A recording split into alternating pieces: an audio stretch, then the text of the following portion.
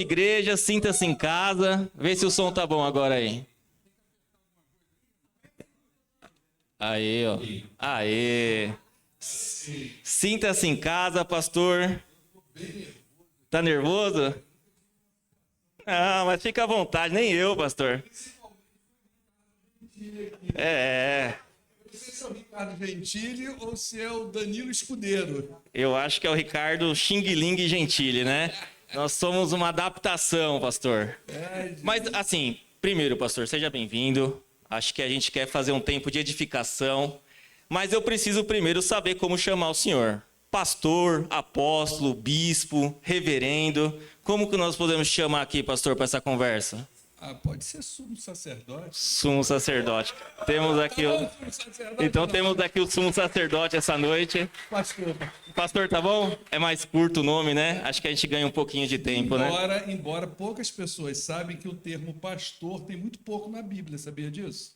Se eu não me engano, no Novo Testamento, umas 2 vezes. Mas a gente escolheu esse, vamos nesse. Então, temos aqui o pastor Paulo, então, com a gente. Pastor, quanto tempo de conversão, pastor? Conta pra gente aí um pouquinho. Eu nasci no Evangelho. Eu sou de uma família de basicamente umas 3 gerações de batistas. Então, eu nasci no Evangelho. Mas eu me converti, de fato, com 22 anos de idade. Então, eu tenho 54 anos, faz a conta aí. 32, é isso? 32 anos de convertido. Mas todas essas fases da igreja, berçário, departamento infantil, embaixador do rei, escola bíblica dominical, eu fiz todo esse traçado na minha vida. Só que eu só me converti com 22 anos. Então, mas como foi esse momento? Por que você considera antes dos 22 não convertido e pós 22 conversão? É judeu? Tipo, 30 anos vira... Não, a coisa aconteceu mais ou menos assim. A minha mãe, a linhagem evangélica é da parte da minha mãe, né? E a minha mãe, ela casou com um homem, que é o meu pai, obviamente, né? Católico. Boa notícia, hein? Católico, mas um católico não praticante, né? Então, a minha mãe sempre me levou para a igreja. Minha mãe era aquela mãe tradicional que todo domingo à noite arrastava o filho para a igreja, né? Então, passei por todas essas fases, mas quando eu tive ali na faixa de 12 para 14 anos de idade, eu entrei naquele período da rebeldia. E nesse período da rebeldia, eu não queria mais o Senhor, né? Talvez eu não tivesse ainda entendido o Evangelho.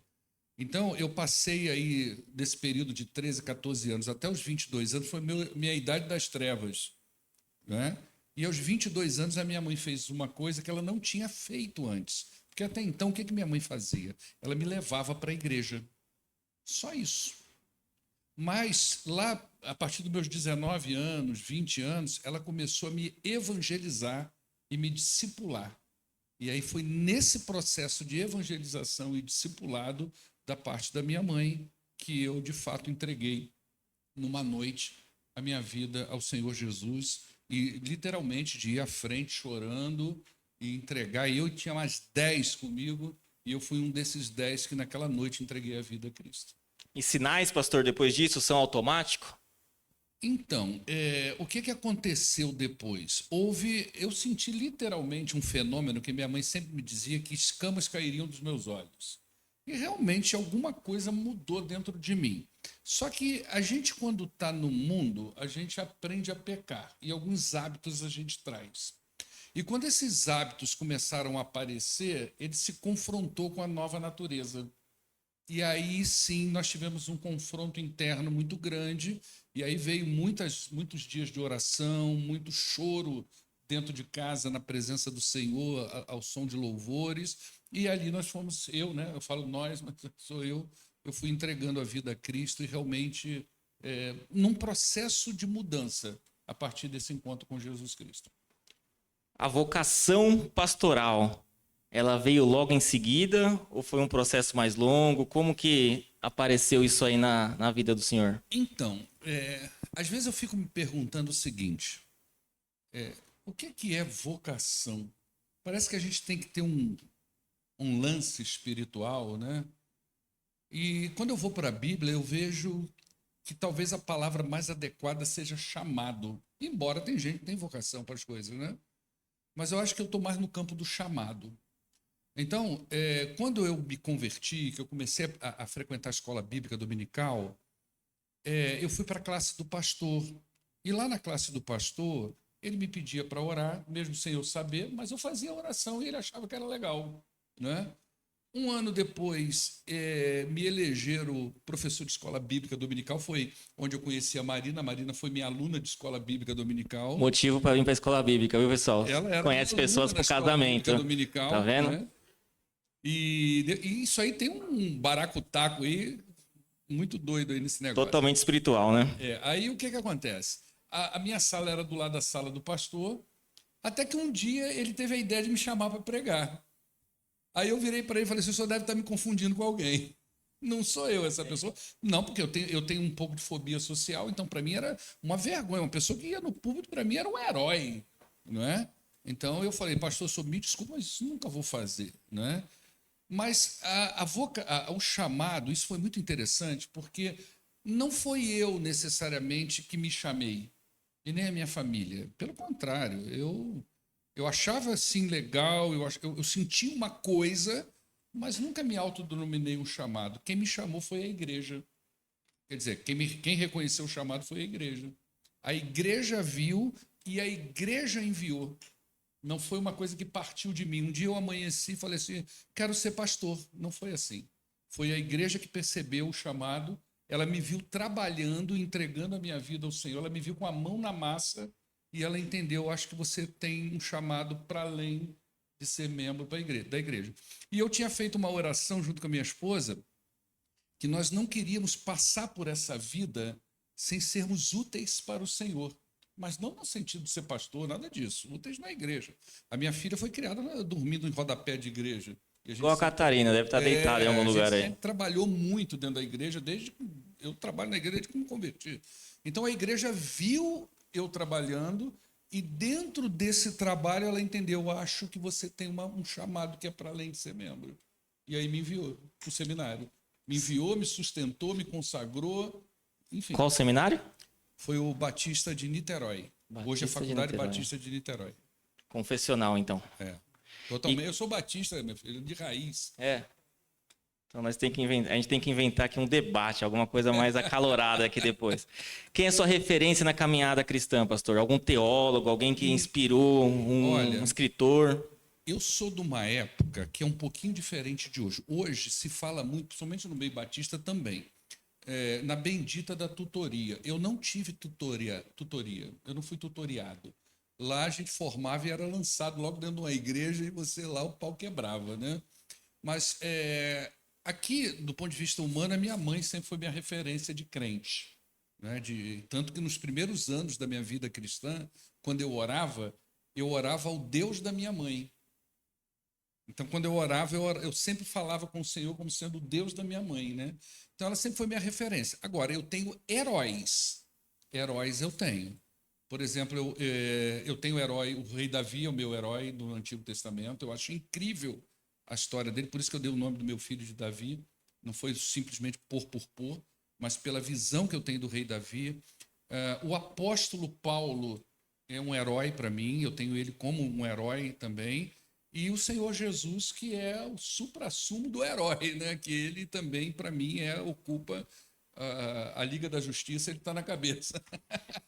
É o mais poderoso. Então eu tenho heróis, né? Eu tenho minha mãe como referência e os meus heróis não morreram de overdose, eles estão vivos ao lado do Senhor Jesus, né?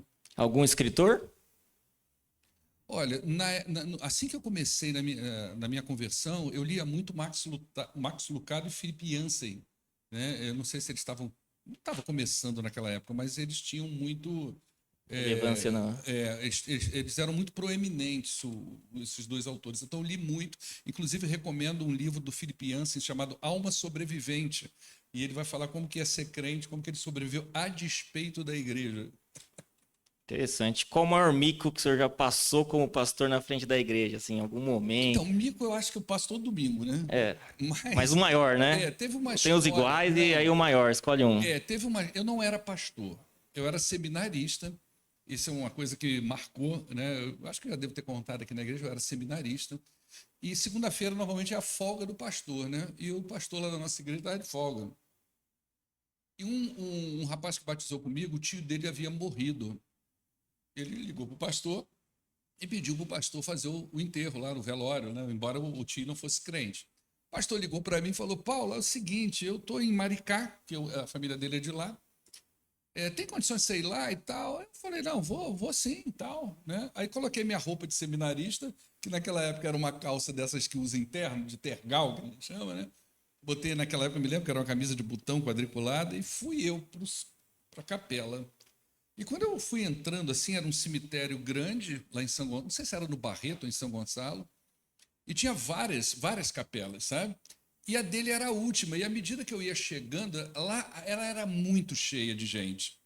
E o público era muito diverso, porque tinha.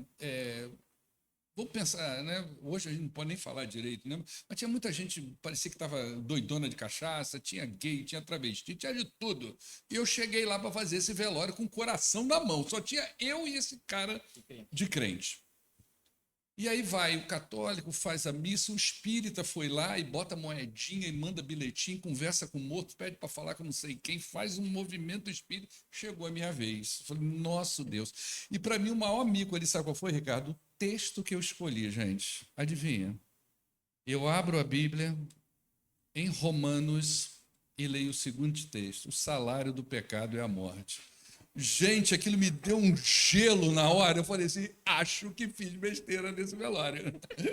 Então, isso marcou muito para mim, sabe? Aí eu desenrolei com o restante do texto ali, mas fui para casa tremendo. Assim, O morto não levantou, não, impedido. Não. Mas foi assim, isso é uma coisa que marcou. Eu era seminarista ainda. Pastor, a gente estudando, vendo um pouco aí um pouco a trajetória do senhor, parece que teve algum momento que o senhor pensou de deixar para lá o ministério pastoral e seguir caminho de youtuber? Ô, Matheus, ajuda aí pra gente aí. Vamos ver. E tem provas, eu acho, aqui, ó. Que isso, que isso.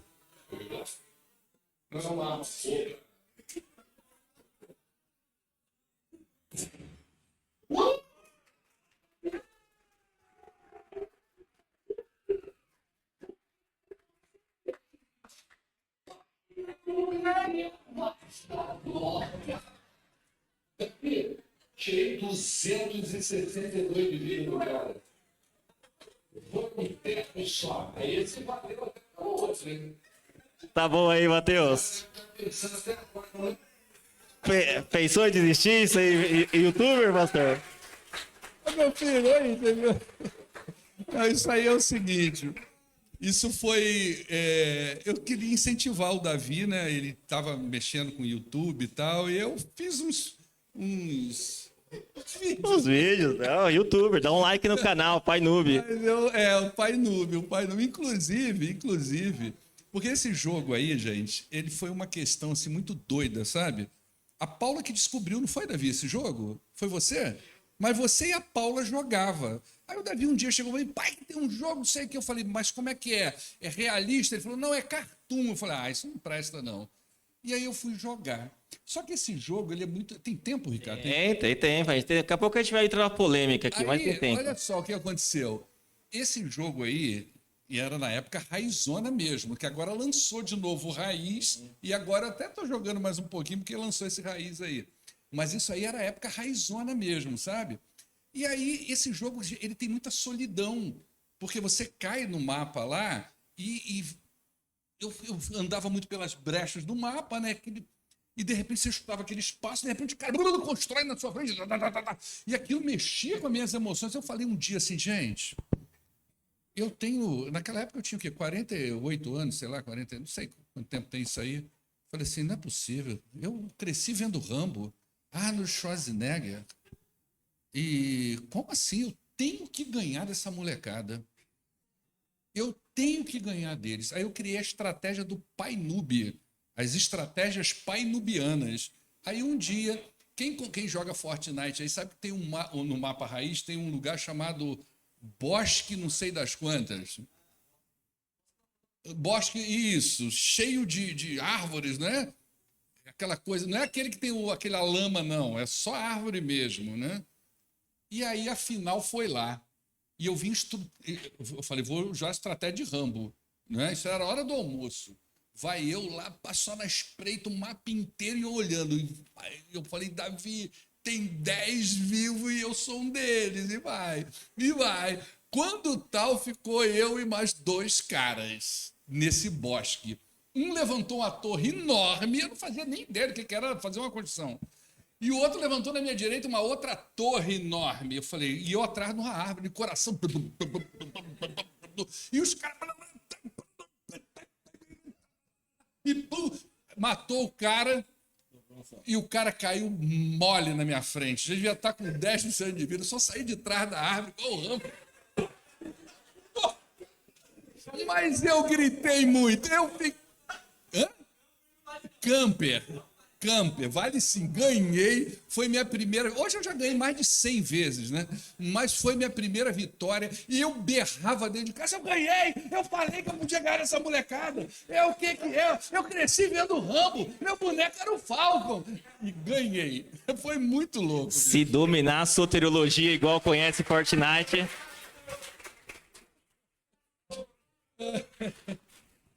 Conseguiu fãs, pastor. Vamos começar agora um pouco mais de polêmica. A gente fez uma rodada de perguntas que chegaram para nós e aí a gente precisa fazer essas perguntas, né, pastor? Claro. E aí a gente precisa começar por uma delas. Referente à salvação. Como temos certeza da salvação? Bom, a Bíblia foi escrita para que nós tivéssemos certezas, né, disso. Então você vai encontrar textos no Novo Testamento que vai dizer para você sobre isso. É claro que existem, vamos dizer assim, Jesus falou que a gente é conhecido pelos frutos, né? Fruto é o quê? É aquilo que nós produzimos. Quando a gente é encontrado por Cristo, quando nós somos salvos, alguma coisa em nós é mexida. Alguma coisa é mexida em nós. A gente chama isso de novo nascimento. A gente chama isso de nova natureza. São os termos que a Bíblia usa. Obviamente que essa nova natureza, ela vai entrar em conflito com aquilo que eu lido durante o dia. Então, por exemplo, todos nós temos uma coisa que nós chamamos de modus operandi. O que é isso? É a maneira como você funciona. E a maneira como você funciona se revela não necessariamente nas suas ações, mas nas suas reações. Porque a ação ela é muito planejada. Mesmo assim, você pode errar na sua ação. Ela pode denunciar que você não nasceu de novo. Mas a sua reação ela é mais forte nisso. E a nova natureza, então, vai entrar em conflito com isso, com a maneira como eu sempre vivi, com a minha estrutura, com o meu modus operandi. Como que eu lido com mentira, como que eu lido com, por exemplo, vamos pensar assim, aquilo que eu vejo, que dou valor, hoje, por exemplo, no celular, na internet, os meus desejos, os meus gostos, as minhas preferências. Eu escolho A e não escolho B, por quê? Por que eu escolho a cor amarela e não escolho a azul? Então, tudo isso é mexido quando nós aceitamos Cristo como nosso Salvador.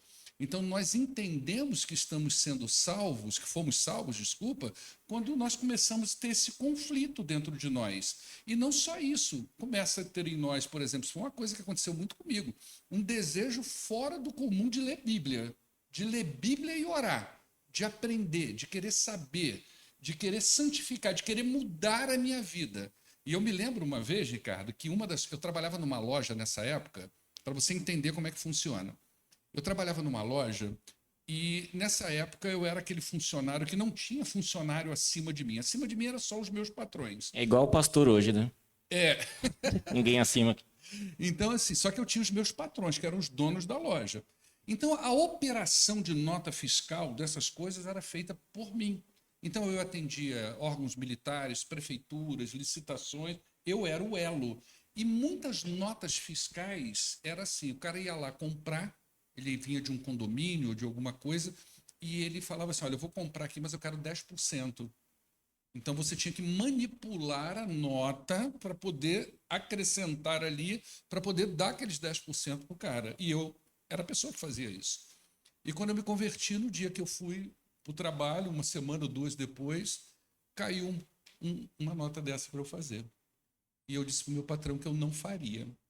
E eu disse para ele, olha, há 2 domingos atrás eu me converti a Jesus Cristo e é o seguinte, se o senhor quiser me mandar embora, o senhor pode ficar muito à vontade de me despedir aqui agora. Mas ele jamais faria isso, eu era o melhor funcionário da loja.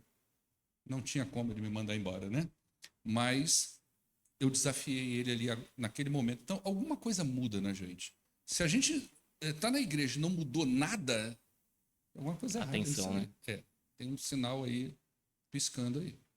E agora, Tá chamando lá ele? Né? não sei, acho que não. Tava batendo ali no vidro, achei que ele estava te chamando. Vamos esquentar um pouquinho mais, pastor. Ah, O pastor está aqui hoje à noite por escolha. O pastor está aqui por escolha ou está predestinado a estar aqui? eu tô aqui por obediência. Eu sou obediência ao meu Vai Senhor. tirando a brincadeira, pastor. O pastor tem uma linha referente à salvação calvinista ou arminiana? Batista. Explica um pouco mais aí pra gente, que tem muita dúvida nesse campo, né? Porque o Batista é o seguinte, ele não é nem calvinista nem arminiano, embora você tenha na história dos batistas, talvez até mais calvinistas do que arminianos, né? Mas hoje, a nível de convenção batista brasileira, você não tem nenhuma coisa nem outra, tá? Por quê? Porque, por exemplo, se a gente pegar o calvinismo, se você pegar os 5 pontos do calvinismo, nós não entendemos a predestinação como o calvinista entende, né? E se você pegar o ponto de vista arminiano, nós não concordamos que um crente perde a sua salvação.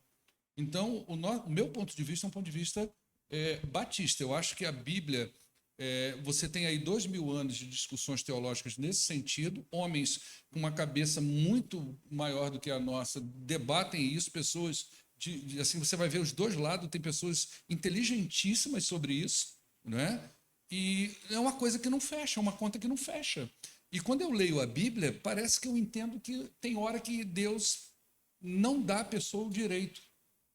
Né? É como se Deus tivesse realmente, como foi o caso do apóstolo Paulo, no caminho de Damasco. Mas parece que para outras, parece que o sujeito tem o direito da escolha, como foi, por exemplo, aquele jovem rico que se encontrou com Jesus e disse: o que eu preciso fazer para herdar a vida eterna? Não é? Então, eu encontro na Bíblia base para as duas coisas. Como isso não tem a ver com a espinha dorsal do Evangelho e nem implica na minha fé cristã, eu prefiro seguir com a linha batista. Muito bom. Acho que tem que pegar um dia, a gente tem que pegar a Batista lá, o que tem na convenção lá, e explicar certinho para que. Você pode entrar no site Porque a gente da convenção. poderia tirar muita dúvida, assim, né? Uma tulipa, meia tulipa, uma tulipa despetalada, assim, né? Porque é 2,5, mas. Exatamente. Vamos lá. E o salvo pode passar período que parece que sua fé está fraca, ou a partir da hora que você salva, você está sempre ali no auge da fé? Olha, isso, a nossa fé, essa questão, porque o que é fé bíblica? A gente tem muito uma concepção de fé positivista, né? Pensamento positivo. Você precisa confiar, você precisa crer, tá? Bota Deus na frente. E não é isso. A fé bíblica é confiança. Uma vez, há muito tempo atrás, um líder de louvor da igreja que eu pastoreava, não foi aqui, ele virou para mim e disse assim: pastor, eu estou com um problema. Eu não sinto mais Deus. Eu falei: realmente você está com um problema de você não entender a palavra de Deus. Porque na Bíblia, em nenhum momento diz que eu tenho que sentir Deus. Eu preciso crer que Ele existe, é pela fé.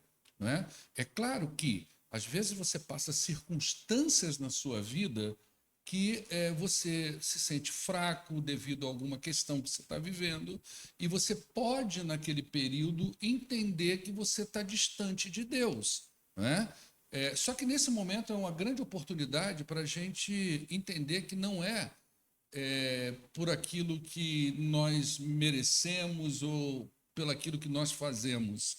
Mas o salvo entende o que é a graça de Deus sobre a sua vida. E a graça de Deus é um presente que vem para o salvo, principalmente nesses momentos difíceis da vida dele. Então pode ser, principalmente na juventude, né, onde ainda essa fé ainda está em construção, ainda está em formação a sua relação com Deus, você pode ter dúvida num momento ou outro a respeito se você está forte ou não. Mas, se você for um salvo, pode acreditar que o Espírito de Deus sempre vai reconduzir você à graça de Deus e você vai compreender o momento. E o pastor comentou um pouco da espinha dorsal ali, né? De algo que a parte da salvação ali, da parte do calvinismo e do arminiano, não é o que a gente entende como espinha dorsal, né? Mas aí tem uma pergunta que algum jovem mandou, perguntando, então, quais são esses temas importantes que os jovens têm que conhecer? Qual que é essa espinha dorsal? O que que é o caminho? Qual que é os lugares que nós devemos nos aprofundar, então? O Salmo 119, ele provavelmente, eu vou falar assim, provavelmente, porque eu tenho andado com a cabeça bem esquecida das coisas. Não decorou ele inteiro ainda? Oi? Não decorou ele inteiro ainda? Não. Não? Mas ele provavelmente deve ter sido escrito por um jovem. É possível isso. Não é certo, mas é possível. Eu não sei se é o verso 15, Mateus, ou 16, do Salmo 119, que diz como que o jovem ele vai... como é que é esse texto? Alguém lembra? Oi? Fazer o que no seu caminho? Manter puro o seu caminho, exatamente. André, aí, ó. André, né? Tá vendo? O André já... Eu acho que é um desses aí, tá? Não tenho certeza. Mas a pergunta é justamente essa: como o jovem vai manter puro o seu caminho? E o Salmo responde, é na palavra de Deus, não é? Então, se há uma coisa que o jovem precisa aprimorar nessa vida, que é importante para ele, é justamente essa questão dele se alinhar com a palavra de Deus. Gente, nós estamos vivendo um tempo no nosso país, e não acredito que seja só uma questão de Brasil, mas uma questão de mundo, aonde está havendo um raquitismo espiritual, um raquitismo bíblico, uma desnutrição bíblica muito grande, onde as pessoas parecem que elas vêm para a igreja, mas elas têm um contato extremamente raso com a palavra de Deus. E se você não tem um contato forte, definido com a palavra de Deus, você vai ter problema na estrutura do seu caminho, você vai ter problema em saber o que é realmente importante, o que é realmente, vamos dizer assim, valoroso para você. Então, o conselho que eu daria a todo jovem é: você precisa voltar-se para a palavra de Deus e tratar ela como algo realmente importante para a sua vida. Profundo. Qual sua linha de entendimento referente à escatologia? Então, é o mesmo problema da salvação, né? Uma vez eu preguei aqui alguma coisa, quando eu cheguei aqui, uma pessoa me abordou aqui, que eu não sei nem quem é, de onde veio, para onde foi. Mas ela veio me perguntando se eu era isso, se eu era aquilo, se eu era aquilo, se eu era aquilo outro, se eu era sensacionista, se eu era isso. Eu falei, gente, eu virei para o cara e falei assim: eu sou crente batista. É isso que eu sou, né? Então, a escatologia é um outro problema, né? Eu tem hora, Ricardo, que eu acho que eu sou amilenista. Tem hora que parece que eu gostaria de ser pós-milenista. E, no fundo, talvez eu seja até pré-milenista. Então, no final das contas, eu não sei bem o que eu sou. Eu entendo bem essa parte de não saber muito bem o que a gente é ainda, não, pastor. Não se sinta só nessa história, não. A gente às vezes precisa... Ô, Paulo, Júnior, eu posso pedir um favor para você? Me ajuda ali, por favor. Tá bom? Se precisar fechar, fala que a gente vai fechar, que a gente vai começar o culto. O pessoal só está comendo lá. Então, tá bom, pessoal. Aí, aqui, ó, vamos fazer agora outro patamar de perguntas aqui, ó. Perguntas sobre relacionamento. Ok. Então, quem é jovem, gosta de se relacionar, né? Namoro de corte. Quem já ouviu falar namoro de corte aí?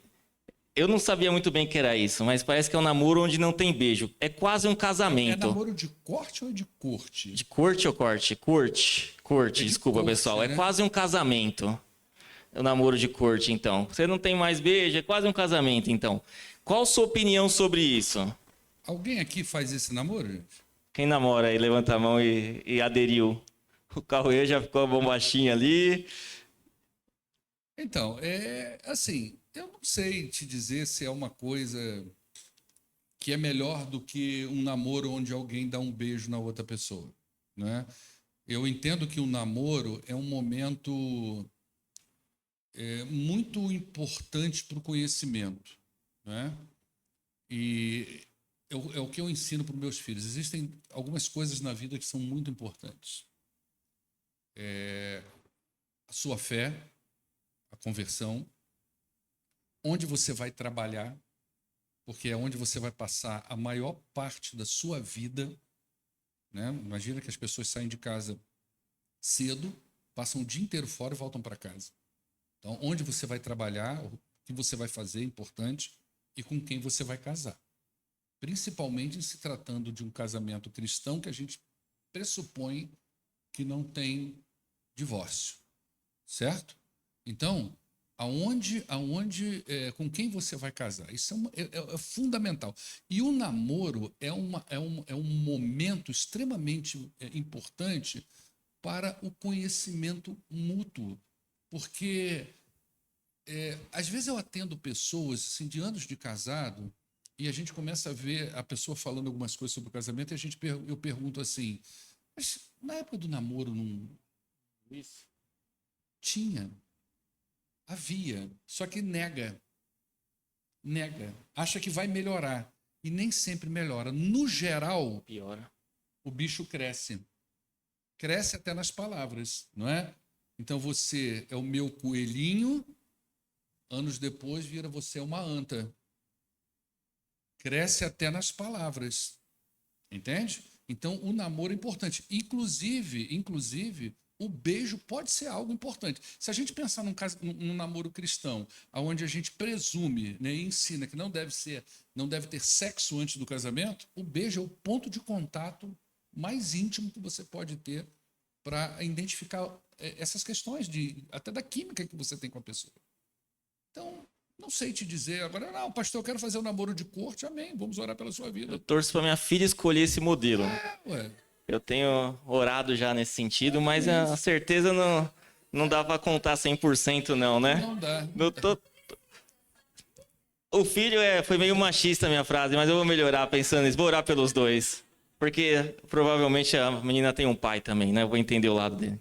Então vamos orar pelos dois. Mas então qual o limite, pastor? Qual o limite de um namoro? E como vencer essas tentações? Ó, a gente precisa entender o seguinte. Nunca subestime a força, ou melhor, o poder da atração sexual. Por que eu vou te dizer isso? Porque sexo é um instinto, vamos dizer assim, primitivo. Ele tem a ver com a perpetuação da espécie. Então, o ser humano ele é potencializado para isso. Porque senão a espécie não... Imagina se ninguém tivesse apetite sexual. Tem que andar para frente, tem que nascer gente. Então o sexo está classificado nesse lugar. É uma força muito poderosa. Não foi à toa que, há muitos anos atrás, o Freud, né, o psiquiatra Freud, construiu a sua ideia psicanalítica toda em cima da libido, dessa força, desse impulso sexual.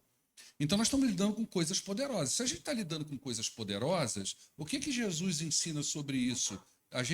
Vamos aprender com José, quando a mulher de Potifar chegou lá e, né, a roupa lá na época já não era tão assim igual a nossa, e chega lá José na flor da idade, testosterona saído por cada fio de cabelo, e a mulher chega lá, tu acha que ele não sentiu atração por essa mulher? Mas o que ele faz? Ele vai dialogar? Corre. E a mulher ainda arrancou a roupa dele. Então, a orientação que eu daria a você é o seguinte: evita lugares que sejam solitários, ok? Evita andar, né, com todo respeito aos... que hoje todo mundo tem carro, mas o carro pode ser um lugar perigoso. Então, cuidado, tenha essa identificação de perceber quando a excitação, a erotização está ficando muito alta, principalmente porque, infelizmente, Ricardo, nós estamos com uma galera de jovens, isso está acontecendo nos adultos também, jovens que estão viciados em pornografia. E eu vou dizer uma coisa para você, jovem, se você mexe com pornografia, a sua vida sexual está limitada. Você não vai passar muito dos 40 anos, o seu poder sexual... Você entendeu o que eu quis dizer, né? Não entendi. A pornografia faz isso. A pornografia tira a sua virilidade. Então você está se condenando precocemente, porque vai ter uma hora e a moça que tiver colada com um cara com a mente pornográfica está no sal. Porque o cara acha que a vida é um filme pornográfico. E não é, que não existe aquilo. Ok? Vamos trocar de assunto então, pastor. Vamos trocar que está ficando pesado. Já deu já a cota. Tá dando já. até choque aí no Não pessoal. sei nem administrar mais isso aqui. Vamos lá. Pecado ou não, pastor? O quê? Ser flamenguista é pecado? Não é. Colocaram eles perguntando lá. Isso. Flamenguista Eu acho que é pecado. é nada. Não é não? E tatuagem, então, pastor? É pecado, é costume ou tradição? Então, a gente precisa levar algumas questões dentro da cultura. Não tem como a gente tirar a cultura. Por exemplo, você lembra quando o apóstolo Paulo disse assim, escrevendo a igreja de Corinto, ele disse assim, as mulheres, elas não devem rapar a cabeça, não foi isso que ele falou? Né? Pelo contrário, tem que manter o cabelo grande. Então você tem até algumas denominações que dizem que você não pode cortar o cabelo. Mas teve uma razão lógica, cultural, situacional que Paulo teve para fazer isso, não é? Porque no contexto dos Coríntios, você tem um templo dedicado a Deus Afrodite. E nesse templo você tem prostitutas cultuais. E a prostituta cultual, ela é diferente da prostituta que vende o seu corpo para sobrevivência. Ela poderia ser, por exemplo, uma dona de casa, que são devotas dessa deusa. E essa dona de casa, então, ela ofertava pelo menos 3 dias do ano para prostituição cultual. Ela não era uma prostituta como nós conhecemos hoje. Era uma prostituta de culto. Ok? E como que você sabe que essa mulher, então, está a serviço do templo? Ela rapava a cabeça. Qual que é o princípio disso? Cuidado, moça, para que não confundam você com uma prostituta. Cuidado com a tua roupa para que não se faça mau juízo de você. Não tem nada a ver com cortar cabelo. Ok? A tatuagem é a mesma coisa. Existe uma ideia cultural. Você não vai encontrar lá na Bíblia um texto, né, dizendo... Você encontra lá no Antigo Testamento Levítico, eu acho que para não escrever o nome de um morto. Né? Só que a tatuagem hoje, embora tenha tido já muita gente tatuando, ela ainda não diz, não parece que não casa com um coração santificado, uma ideia de uma nova vida. Então... O cuidado que você precisa ter quando você tatua o seu corpo, que é uma coisa que não sai, é se você, como que isso está mandando a mensagem do Evangelho, se está te atrapalhando ou não a pregar o Evangelho, porque você pode ir para um contexto onde isso não é bem visto. Então, eu acho que cai muito naquela fala do apóstolo Paulo, que tudo me é lícito, mas nem tudo é conveniente para mim. Eu prefiro não fazer. Se eu fizer uma tatuagem, não quer dizer que eu vou para o inferno por causa disso, entende? Mas eu acho que muita gente pode ter alguma questão aí, até pela minha posição como pastor. Então eu prefiro andar limpo, liso, como eu vim ao mundo mesmo, sabe? Para não criar nenhum tipo de barreira para o evangelho. Então, eu não aconselho e não oriento a fazer, mas a Bíblia não está dizendo que você vai para o inferno. Agora, você tem que se perguntar, por que eu desejo fazer? Eu estou me espelhando em quem? Quem é que está motivando? Quem é a pessoa que eu estou olhando, que eu estou achando isso legal, a ponto de eu querer fazer uma tatuagem? Eu estou imitando a quem? Então, isso você precisa se perguntar. Ok? Importante também a desobediência aos pais, né? Aí é um pecado, né? Exatamente. A opinião do pai, ela é importante para a importante, gente tomar nossas decisões. E bebida alcoólica? De forma social, é pecado? Como que funciona essa? Eu me lembro uma vez, eu tinha uma ovelha e ele tinha convertido e ele trabalhava num restaurante. E ele servia bebida nesse restaurante, veio uma crise. Ele me perguntou e falou, pastor, eu estou muito incomodado, porque eu converti, eu estou servindo bebida, aquela coisa, você tem que ver a hora, tá? Aquilo lá está adiantando, está tranquilo, estou no tempo? E aí, beleza. Aí ele conseguiu sair desse trabalho, ele montou um buffet para ele, né? E aí um dia o juiz, que a cidade pequena é assim, o juiz, o promotor, o delegado, o pastor, o prefeito, a gente senta todo mundo junto para tratar da cidade, né? Padre, todo mundo. E o juiz lá do fórum convidou a equipe dele para fazer a festa. E ele disse assim, olha, só que nós não servimos bebida. Aí o juiz falou, então não vai dar. Aí passou uma semana ou duas, o juiz ligou para ele e disse para ele o seguinte: olha, eu tive pensando, porque realmente, inclusive eu sento com o seu pastor, que era eu no caso, para a gente falar, porque tinha muito boteco na cidade, sabe? E de repente eu estou levando a bebida para minha casa, né? Pode vir sem bebida. Aí ele falou assim: só se for com a camisa do Jesus Transforma, pode ser? Aí pô, eles foram tudo vestido de Jesus Transforma, servir lá na casa do cara. Então veja bem, o que acontece? Qual que é o limite para se beber socialmente? Você imagina, olha só, imagina uma coisa. A igreja recebe gente que é oriunda de todo tipo de coisa. Aí você recebe uma pessoa que tem problema com álcool. Quem tem problema com álcool, ele pode estar sem beber há 10, 20 anos, viu, Ricardo? Mas ele vai dizer para você que ele é alcoólatra. Aí um dia, o cara converte e ele vai na sua casa. Lá ele vê uma garrafa de vinho e tal, ele começa a pensar assim: bom, eu acho que isso aí pode, né? Socialmente pode. Os crentes fazem isso. No dia que esse cara passar um problema familiar, é a isso que ele vai recorrer. E você pode estar, então, ajudando a destruição da vida de uma pessoa por uma coisa que não faz mal para você, não vai levar você para o inferno, mas pode destruir a vida de uma pessoa. Então é melhor não fazer. Porque qual que é o limite disso?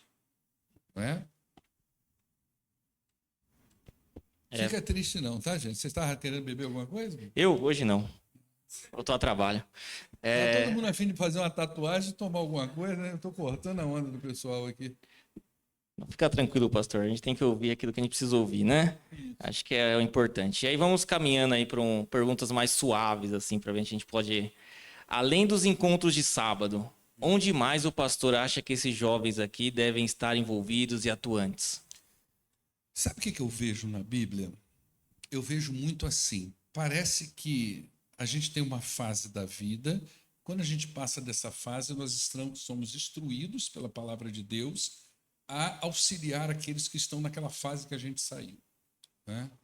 Então, eu acho que o jovem ele pode atuar em tudo, principalmente no discipulado. Você vê aqui, essa turma, você tem idades diferentes aqui, não é? Então, eu acho que o primeiro ponto que a gente precisa ver quando a gente converte, a gente está falando de gente convertida, tá?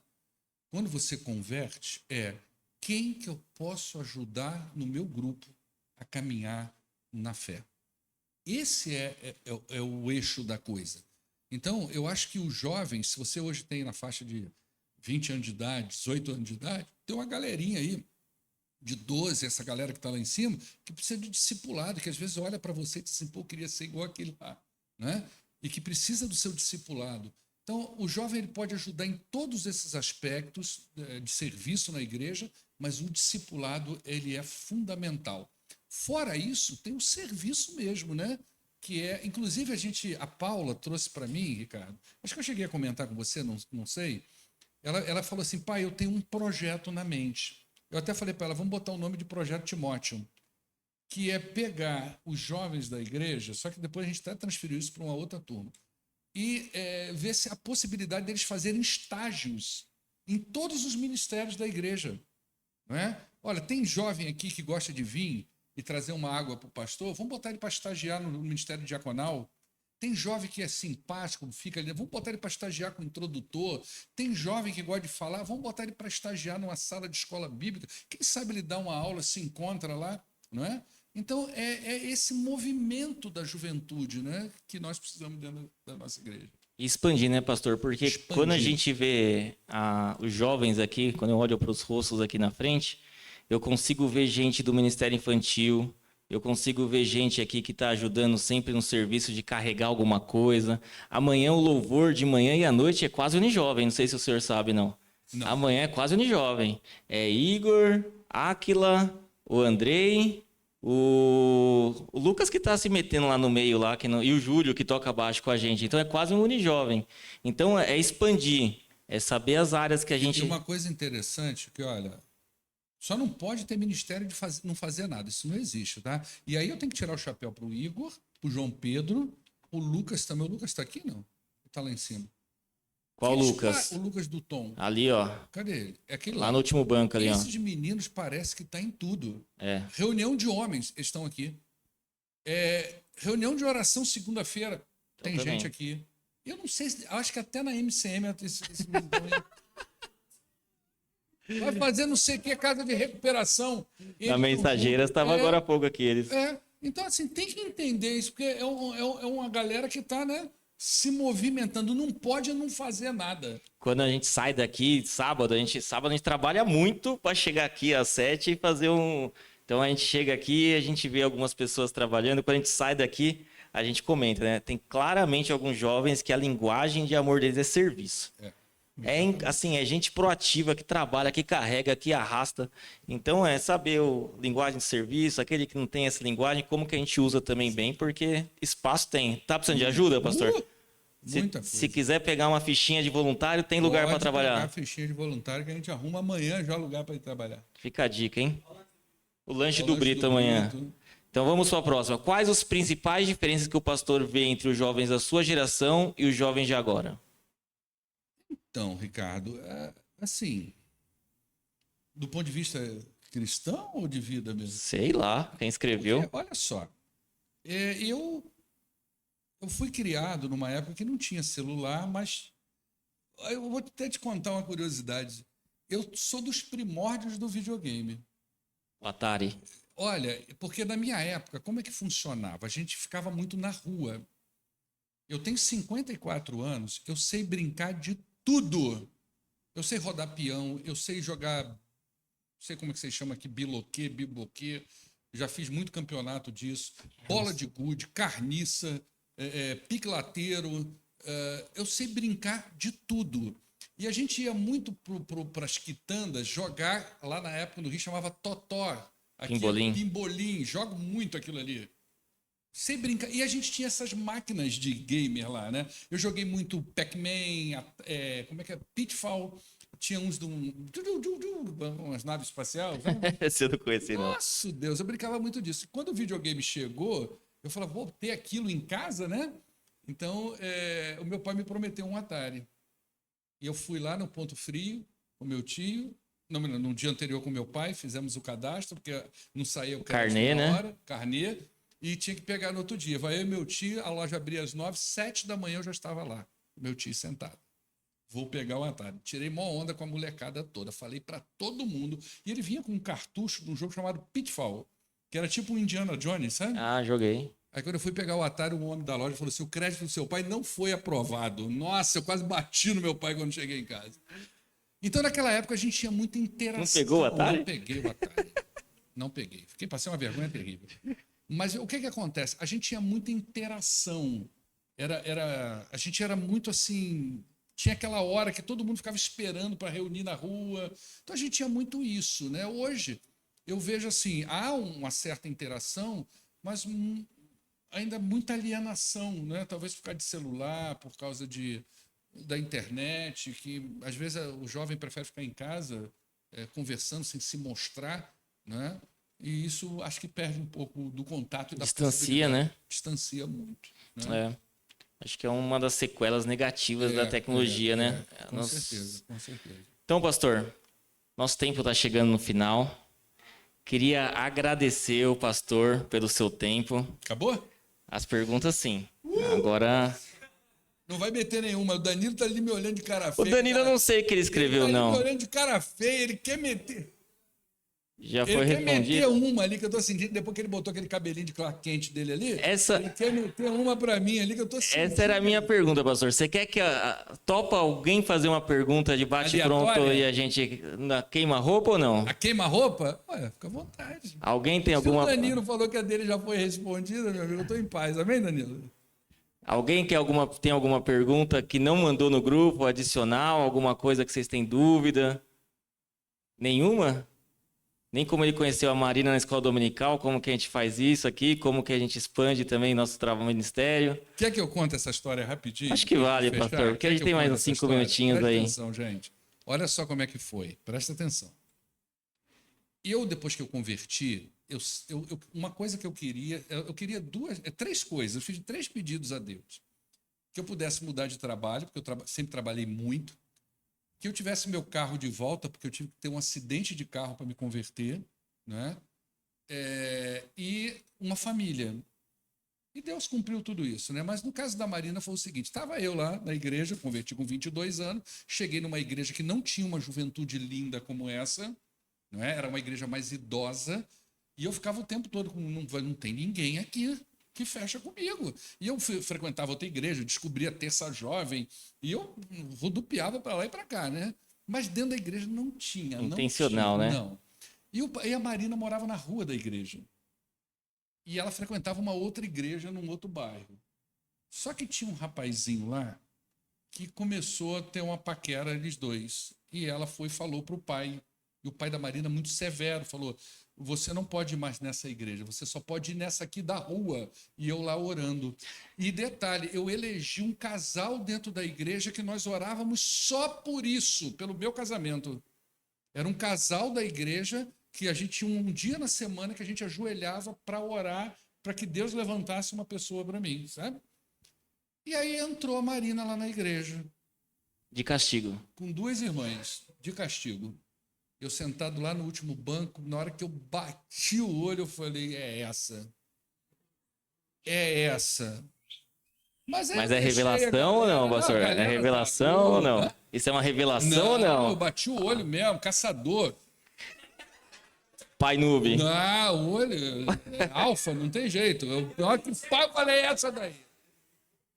Aí eu filmei, a galera chegou e tal, e eu tô só filmando. E tal. Aí tinha uma colega dela que parece que se interessou por mim, mas não tá nem aí para aquilo, né? E ela, a colega virava para ela e dizia assim: olha para trás para ver se ele estava olhando. Ela olhava, eu entendi que ela estava me dando mole. Falei, vai fechar. Só que eu sou muito envergonhado, muito envergonhado. E aí eu pedi esse casal para fazer a ponte. E aí fechou, sabe? A gente sentou na Unijovem, assim, numa sala de Unijovem. E eu fui, tipo um contrato, Ricardo. Você gostaria de namorar comigo? Sim. Posso te dar um beijo? Posso te amo. Aí olha só agora. Aprende com a experiência. Hein? Eu vou falar com meu pai, você precisa ir lá. Falei, tá bom. Ela foi e disse pro pai dela. Conheci um rapaz lá na Igreja Batista. O pai dela falou, você não pode ir mais à escola, na padaria, você não vai sair de casa enquanto esse cara não vier aqui. Vai eu. Irmãos, cheguei lá, estou esperando. Ela morava num beco assim, a gente lá na porta do beco. Aí veio um homem, ela falou, vem meu pai ali. Um camarada assim baixinho, com uma criança nas costas. Moleza. Eu falei, aquele ali, ela falou, não, é o de trás. Pensa num homem com um cabelo grande até aqui, grosso, um tapa-olho, chapéu, um facão aqui do lado e um cavalo aqui na mão assim, ó. Eu falei, tem certeza? Esse aqui lá. É aquele cara ali. Entramos para dentro de casa. Gente, eu não namorei, eu casei. O cara chegou para mim e falou assim, foi a única vez que eu tive uma discussão com ele. Discussão assim, né? Uma conversa. Ele chegou para mim e falou assim, vou te contar uma história em pé. Ele pegava um pente, o cabelo dele muito denso, muito grosso, sabe? Que inveja. E ele me começou, falou assim, você conhece a novela tal e tal e tal? Eu não sabia que novela era aquela, né? Na casa dele era tudo sistemático, não entrava Rede Globo, não entrava, sabe? Casa também não. E aí chegou e falou assim, olha, tem uma pessoa assim, é a minha filha aquela ali. Eu falei, o que o senhor quer dizer? Ele falou, minha filha não namora, minha filha casa. Eu falei, nossa, Deus, já era. Fui trabalhar, passei a semana toda, voltei. Eu vi tesouro ali. Falei, vale a pena. É onde tem muito espinho que contra as coisas de maior valor. Falei, é lá. Esse homem criou essa menina no naipe. Ela está preparada para mim. Se ela é de Deus, é resposta de oração. E fui. Irmãos, eu não tive namoro. Eu nunca levei a Marina num cinema, eu nunca levei a Marina numa festa. A gente, 1 ano e meio depois, casou. Depois que nós casamos, é que nós né, que eu levei ela para conhecer o mundo. Vamos para a praia, vamos para. Tanto que a Paula veio 4 anos depois, que a gente ficou só passeando. E vou te dizer uma coisa. A Marina, ela não é uma esposa comum. Ela é um achado. Ela é diferente. Ela é fora da curva. Então, Ele sabe que tá filmando. para mim, foi uma coisa assim espetacular. Encarei. Ele nem foi no meu casamento. Você sabia disso? Foi não? Não, porque eu tirei a pérola de maior valor dele. Mexeu com a estrutura lá. Ah, o pessoal gostou dessa. Ele não foi nem no casamento. Não foi. Aliás, ele nunca foi na minha casa. Nunca veio na minha casa, nem quando eu morava no Rio. Eu vou lá, hoje a gente brinca, mas ele é fora da curva, totalmente. Foi a melhor coisa que eu fiz, cara. E ali eu entendi que era uma resposta de oração.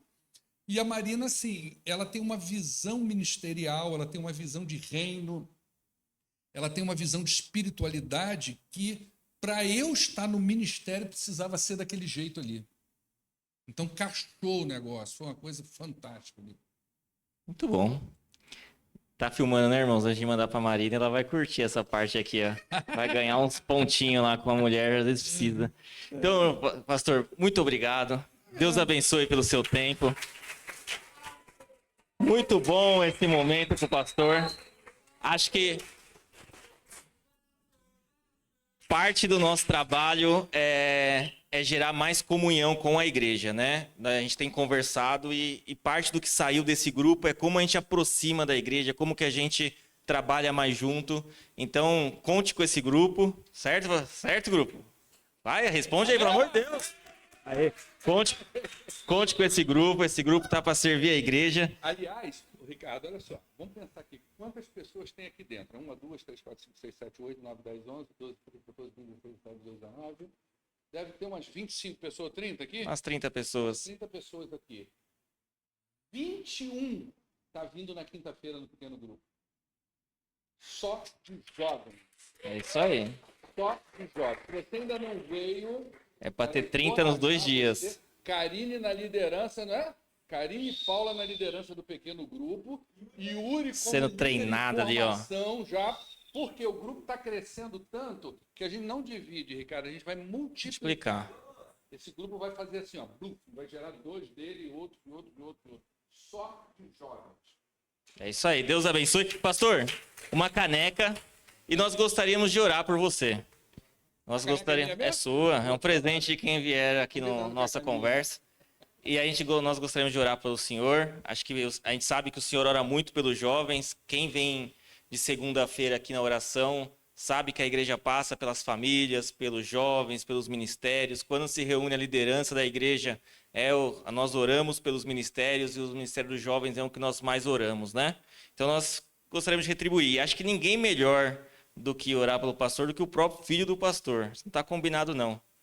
Mas ninguém vai ter mais sentimento e mais desejo que o pastor continue sua trajetória do que o próprio filho que quer as melhores coisas para um pai. Ainda mais um pai que topa fazer um canal de YouTube passando vergonha ali na Pai Noob. Ele é fã desse avô dele, pai da Marina. Ele gosta. O cabelo é estiloso igual já. E vai namorar igual também, né? 1 ano e meio cada. Então nós vamos orar. Davi vai orar aqui pelo pai dele. E você, jovem, fica de pé. Estende suas mãos pelo nosso pastor, pelo seu pastor, para que Deus possa cuidar da vida dele. E o Davi vai orar aqui. Oremos. Senhor Jesus, ó Deus, muito obrigado, ó Pai, por tudo que o Senhor tem feito nessa igreja, ó Pai. Muito obrigado da forma que o Senhor tem usado a vida do pastor. Ó Pai, continue usando ele como ferramenta, ó Pai, que ele seja ferramenta nas mãos do Senhor para trazer mais pessoas a essa igreja, ó Pai, para nos ensinar. Que o Senhor, ó Pai, possa usar as palavras dele, para que a palavra do Senhor, ó Pai, entre nos nossos corações e na nossa mente. Ó Pai, que esses grupos de jovens possam multiplicar, ó Pai, que o discipulado possa continuar nessa igreja. E use o pastor, ó Pai, para tanto administrar quanto ajudar esses grupos. Em nome de Jesus eu oro e te agradeço por esse momento que a gente teve de perguntas e respostas. Amém. Irmãos, tem um lanche lá em cima, viu? Então saiu daqui, já sobe lá em cima, come um lanchinho e depois a gente vai para casa, tá bom? Deus abençoe, até amanhã.